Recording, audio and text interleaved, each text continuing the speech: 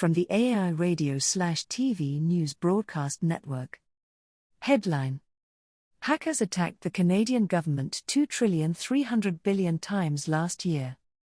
Lead: The communications security establishment says its online defenses search for unusual activity like efforts to deploy malware, map government computer systems, and extract information.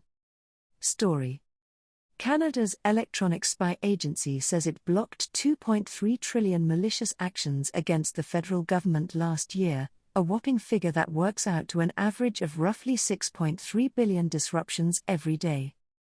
The deluge of attempted hacks against the federal government also appears higher than what the agency reported in recent years.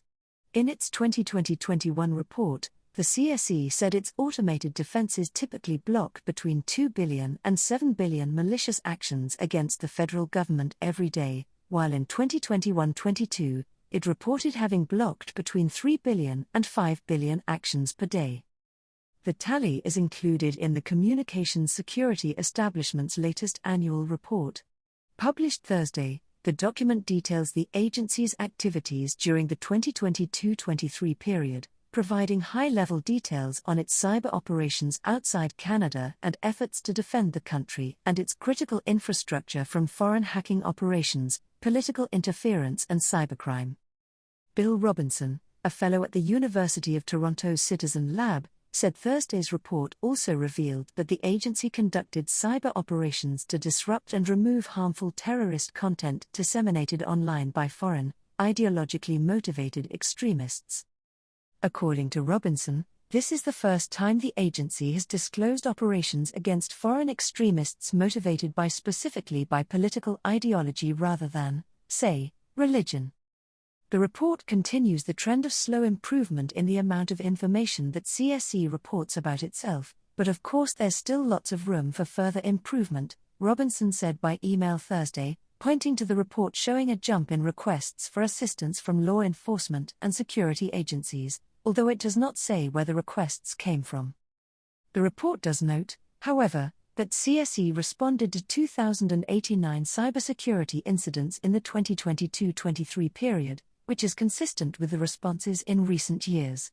The incidents included 957 involving federal government institutions, and 1,132 against critical infrastructure organizations in the energy, finance, transport, health and other sectors.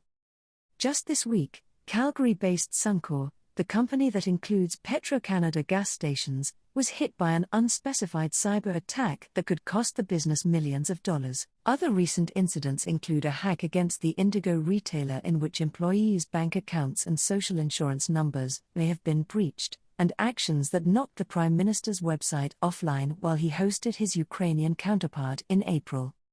This spring, the CSE issued a flash warning after leaked U.S. intelligence documents said a pro-Russian group had infiltrated the systems of an unnamed Canadian natural gas company.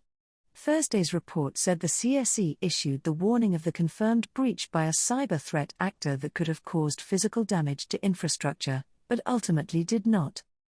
At the time, National Defense Minister Anita Anand said in a statement that Canada had seen a notable rise in cyber threat activity by Russian-aligned actors since Moscow's invasion of Ukraine in February 2022. It's one example of how the report focuses far more on Russia than other countries, including China, which has been at the center of months of political controversy over its alleged attempts to interfere in Canadian democracy.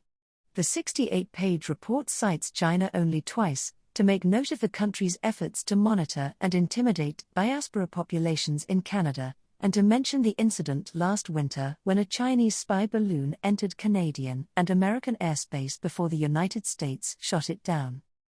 Russia, meanwhile, is mentioned more frequently.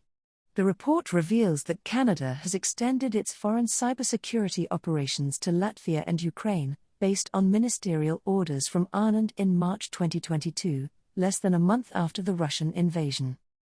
The designations allow CSE to provide cybersecurity assistance to help protect the designated entities, the report says.